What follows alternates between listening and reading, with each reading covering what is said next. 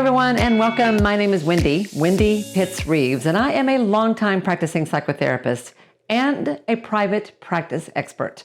I work with healers and coaches and creatives across the country who want to design an ideal practice that works as well for them as it does for their clients and customers. Okay, so today what I want to talk with you about are 8 of the most common mistakes that I am seeing across the board. And the first one of those is that a lot of you have really muddy messaging. I can't tell who your ideal client is. I can't tell who you really work with. Do you just work with everybody? And saying that you work with adults or kids isn't enough. I need to know, do you get me? Do you understand my particular problem? It would help me a lot if you talked about who you work best with and who you don't work with as well. My second mistake that I'm seeing with so many of you is that a lot of you are talking like a robot. Don't do that.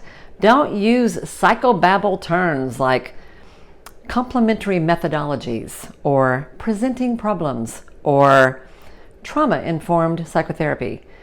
That's great language among colleagues, but it means almost nothing to the general public. What I want to know is, do you understand my problem? Do you get me? And oh, by the way, who are you? Talk to me like a human. I'm not really that interested in your credentials. I mean, maybe a little bit, but not really so much. I want to know from my heart to yours, are we a good match? Help me figure that stuff out. Talk to me like a human, not like a resume. The third mistake that I see so many of you making is that you've got old content on your site. If you've got a blog, please make sure it's up to date.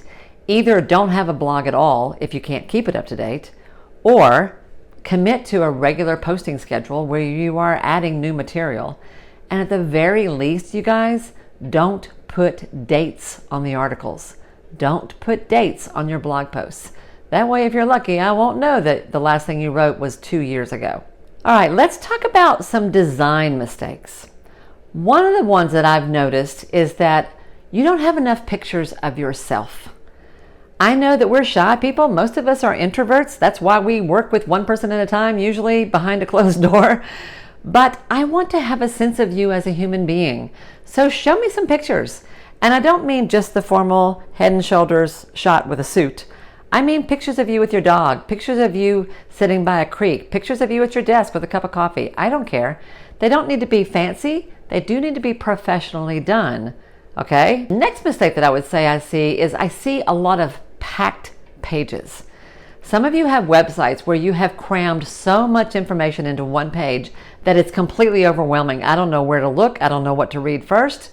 I looked at one site that had everything from their inclement weather policy to a list of all their providers, to the list of all their insurances that they took, to a couple of free downloads, to a map of how to get to their offices, all kinds of stuff literally on one screen on my computer at one time. That was a little overwhelming. Make it clean, clear, easy to read so that when I look at your site, I feel soothed, calmer, not stressed out. The next mistake that I want to talk about is how you use text on your site. Be careful. A lot of the sites I looked at, the text was either too tiny, too light, too much. We read differently on a screen than we do when we're holding a piece of paper in our hand. When you look at a book, yeah, you're reading a whole page of text. But when you look at a screen, that doesn't really work so well. So be careful and don't have massive gobs of text. If you do have a long bit of copy on your homepage, for example, break it up with pictures. Have a paragraph with a photograph, and then below that a paragraph and a photograph, where it kind of flows like a river down the page.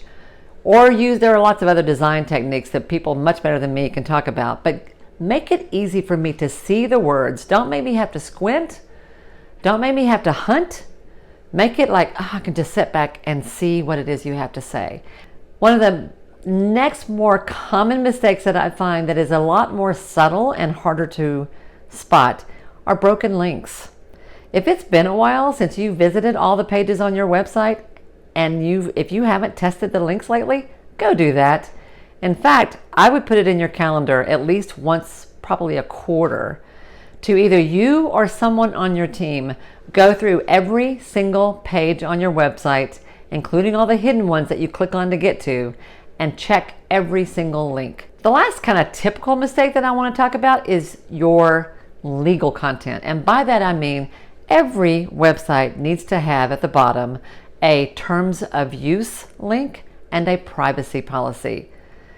There's lots and lots and lots of examples of this kind of content out there. You can go find them all over the place, but you need to have a terms of use, sort of the thing that they tacitly agree to at the bottom, and you need to have a privacy policy. Some of you may also want to have a link that goes to a disclaimer, where you have a sort of a typical legal disclaimer about the impact of your services. If you want more information about that, let me know, but I think this is pretty easy to figure out. Make sure your legal stuff in the fine print, in the footer of your page, is all there. Terms of use, privacy policy, and if necessary, a disclaimer. And finally, let me give you a little bonus tip. This is I call this a mistake. A lot of folks probably don't see it this way. Maybe instead of mistake, we'll call it a missed opportunity. If you don't already have this, you need to have what I call a valuable free offer, a VFO. Some people call them lead magnets, some people call them freebies, but it's essentially some kind of a free download that I see quickly when I first come to your site. Ideally, it needs to be near the top, somewhere right below the header, either all the way across or over on the right-hand side. There's lots of reasons for that, where I'm going to give you my email address in return for something of value, not junk, y'all, and not just any old thing, something of value that fits what you're all about, that I can download, that will help me right now, right off the bat, that gives me kind of a quick win, and gives you my email address. Now, why does that matter? Because as a business owner, one of the most powerful things you've got or need to get is a list of people who are interested in what you do that you can market to. So here's what I want to suggest for you. Where do you go with this? What do you do? If you are already a member of the Ideal Practice community, if you're seeing this there, then you already are, and you want some feedback, some thoughts about your website, by all means, share it with us. Post it in the comments down below. If you're not a member of the Ideal Practice community and you're seeing this on YouTube or somewhere else, come over and join us. Go look that up on Facebook, the Ideal Practice community. I've also got a link to that in the comments below or in the description below. And be a part of our group where we talk about this kind of stuff. And we are a warm and friendly and super helpful bunch. But you've got peers there who would love to say, I like this about your site. This was a little confusing. This was really cool. This was a little hard to read. And that way we all help each other. And isn't that super cool? I think so. Just in case you missed it, be sure and check out the video I did last week. You'll find a link to that right here or in the description down below, where I talked about how to up your game with your social media profiles, your online directory profiles. Now, if you like this video, don't forget to give it a thumbs up down below, share it with a colleague, and even better yet, subscribe to the channel so that you don't miss any of these going forward, okay? All right, that's all I got for today. I hope this is helpful to you. I know it's a lot. I went through it quickly. If you would like me to dive deeper into anything in particular that I've mentioned today, just mention that in the comments below and I'll make a note of it, all right? And who knows, I might do another video specifically for you. Thanks everyone, have a great week, and I will see you next time. Bye now.